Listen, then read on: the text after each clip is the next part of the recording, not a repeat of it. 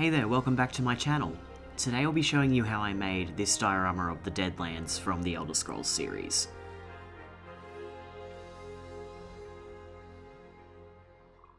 Oblivion isn't just one of my favourite video games.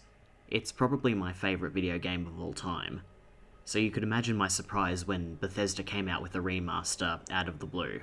I've been having a blast playing the remaster, and it was definitely the reason why I decided to make the Deadlands the next entry in my Daedric Princes series.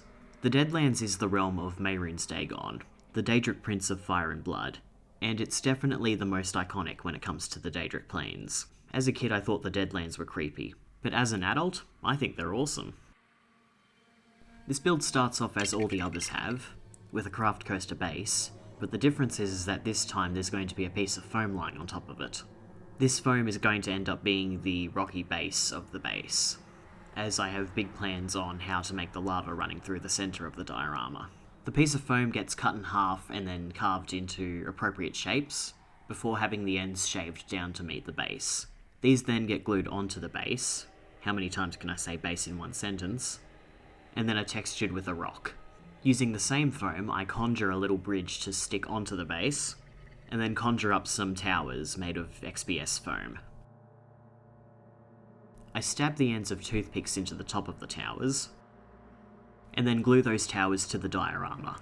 The entire thing then gets a pretty thick slathering of watered down modelling paste, which is then stippled with a sponge to help it look more like stone. Since I'm still scared of using resin, I decided to use a technique that I used for my Cold Harbour video, which is PVA glue and super glue mixed together. I'm still not sure how this works, but the reaction ends up looking kind of like lava, or at least some vaguely goo-like substance. After giving it a full day to dry, I primed the diorama white.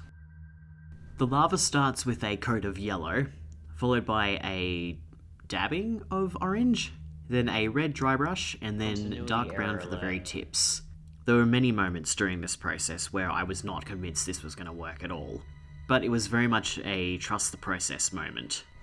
All of the rocks, including the bridge and the towers, get a dark grey, followed by a light grey dry brush, and then an incredibly watered down red wash. In fact, it's so watered down I don't think it makes a difference. I then go around adding some various details to the diorama, such as the yellow stripe on the tower, the doors, and the runes on the bridge.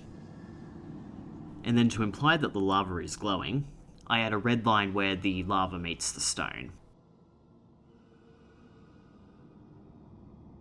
I then go and add some red wash in choice spots across the diorama, more of that environmental storytelling that Bethesda loves. Off camera, I made some very sharp rocks, crags, out of black clay, which were then painted grey and then given red tips, and glue them in various spots on the diorama.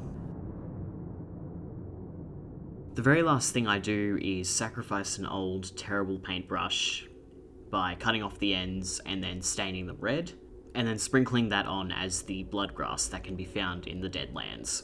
And with that, it's finished.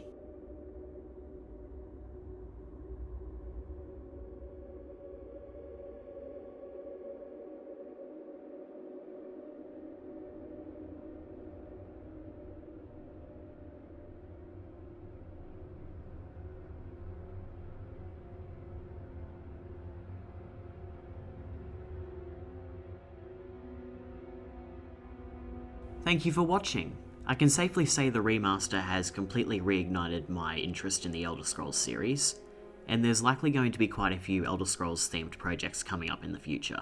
I hope you enjoyed the video, and I'll see you all in the next one. Until then, have a good one.